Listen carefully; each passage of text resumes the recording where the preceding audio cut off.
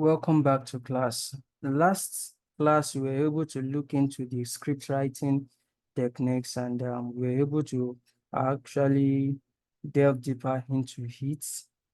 This class, we will be looking into the fundamentals of acting, the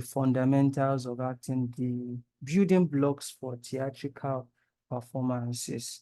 And acting is the heart of theatrical performance, and it is the process by which a performer embodies a character, expresses the emotion, communicates intentions, and bring a story to life.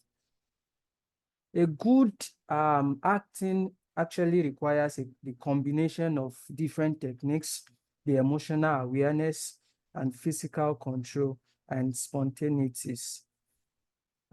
Today we'll be introduced to the fundamental skills of acting, from theoretical approaches like those of the Stanislavski skill to practical exercise in voice, movement, and improvisation.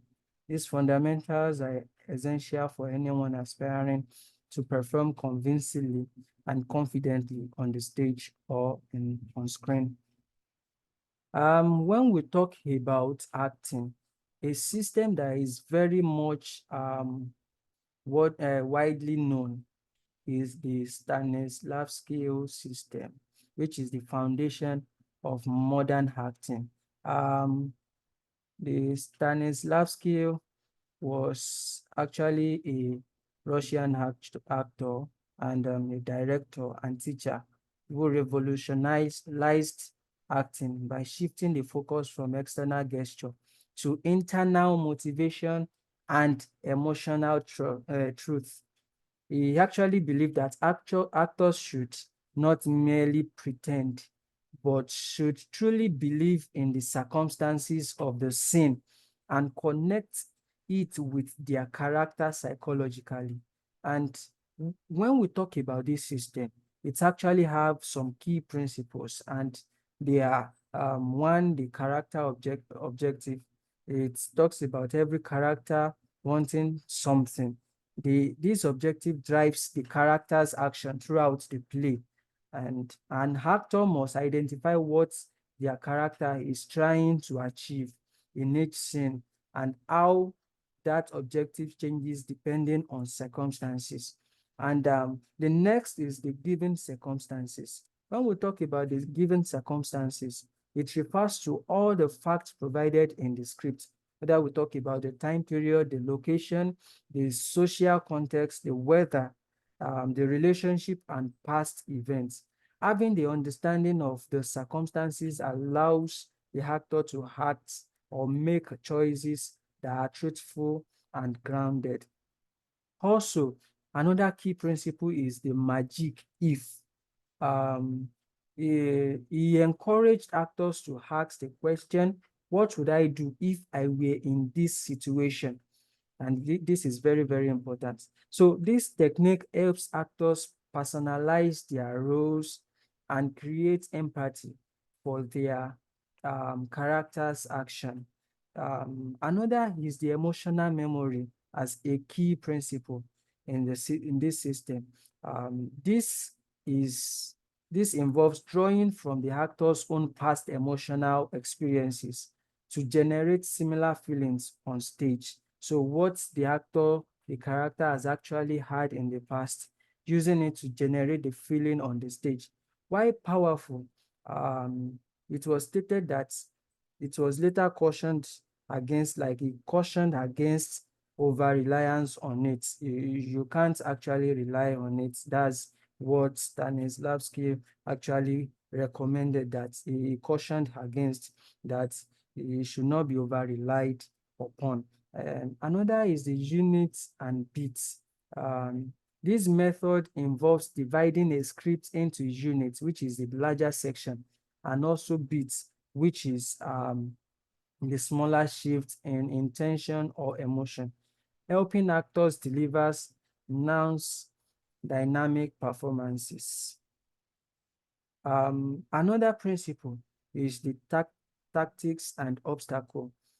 Character employs tactics to pursue objectives while overcoming internal or external obstacles, um, requiring actors to make purposeful situation appropriate choice for authentic performance. And the last key principle is the concentration and imagination. It was stressed that there should be a deep focus and imaginative engagement, allowing actors to fully inhabit their role by staying immersed in the place, word, and enriching unscripted details. What are the other techniques aside that of this learnings um, skill technique? We have the method acting, which is developed by Lee Strasberg in the United States, and it emphasizes emotional memory and encourages actors to live truthfully under imaginary circumstances. Another one is the Meissner technique, which is he rejected the inward focus of method acting and stress repetition, instinct, and emotional response. The core of this method is learning to live truthfully in the moment. So through repetition exercise, actors learn to respond spontaneously and listen deeply to their scene partner. And another is the Brechtian acting, which in contrast to realism, he promoted a style known as epic theater, which seeks to alienate the audience from emotional identification and encourage critical thoughts. Um, Another part that is very important in acting is the voice and speech training. You know, the voice is one of the most powerful tool an actor uses or possesses. Unlike that of film, where microphones can actually capture subtle sounds, stage actors must project clearly across large spaces without electronic assistance. So voice training includes clarity, resonance, articulation, breath control, tone, pitch, rhythm, and emotional expression. So when you have a well-trained voice, it conveys a wide range of emotion and intentions, which helps establish the character's age, the status, and personality. When we what are actually the importance of voice and speech in acting? The first is expressiveness. It helps in conveying emotions through vocal variation. So through the way you speak, people actually feel the emotions. And the second is the projection, which is making voice carry without strain. When you project, it's without strain. And it's one of the importance of voice and speech training in acting. Another is the articulation, which is clear pronunciation and diction. It is very important to do the training because it helps to provide an avenue for a clear pronunciation and diction. And lastly, voice and speech training helps in breathing well. It supports diaphragmatic breath support. The next is the body movements and physical expression. It's also important in acting. In acting, the body is a powerful instrument for storytelling. An actor physical presence, how they move, stand, gesture, and or remain still can communicate emotions, the relationship and character traits often more effectively than words. So you see, it's very important to actually have a good, to be trained for body movements and physical expressions because they speak a lot than words sometimes. So movement differs between stage and screen. Stage requires larger, clearer movements to reach the back of the theater, while screen acting demands subtlety since cameras capture small details. What's are the core element of physical expression? they include body awareness, which is understanding natural movement habits. Also, the posture and the alignment. It talks about conveying characters through stance. The next is the facial expression. Um, it talks about the communicating emotion visually. And the last one is the gesture, which is the intentional movements with purpose. These are the core elements of physical expression. We move to the improvisation, which is the act of spontaneity. Improvisation is the act of spontaneous performance without a script. So when you talk about someone just acting now without a script, it's a spontaneous movement, a spontaneous performance. It is called improvisation. And what are the benefits? It stimulates creativity and quick thinking. It improves listening and responsiveness. It builds confidence and reduces stage fright. And lastly, it enhances character exploration.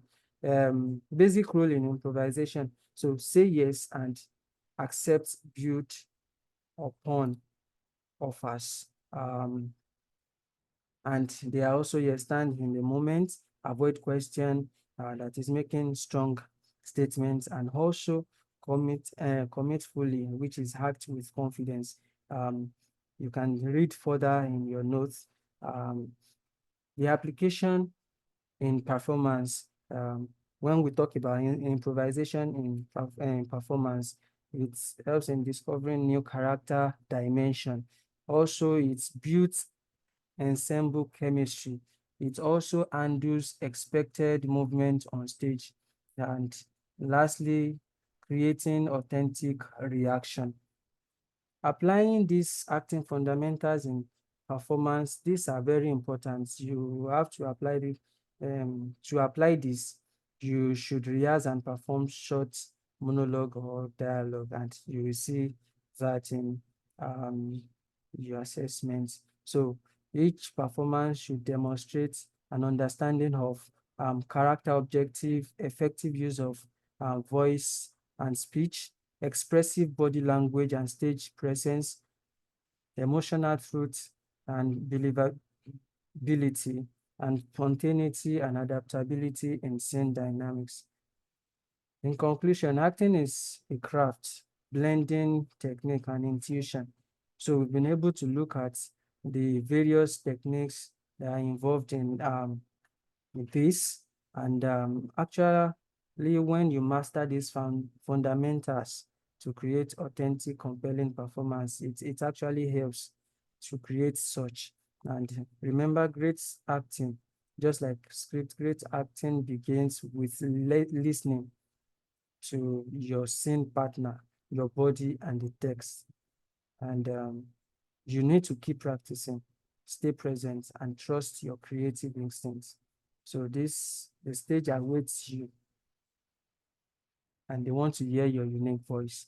So next class, we'll be talking about directing and production. Directing and production. Thank you.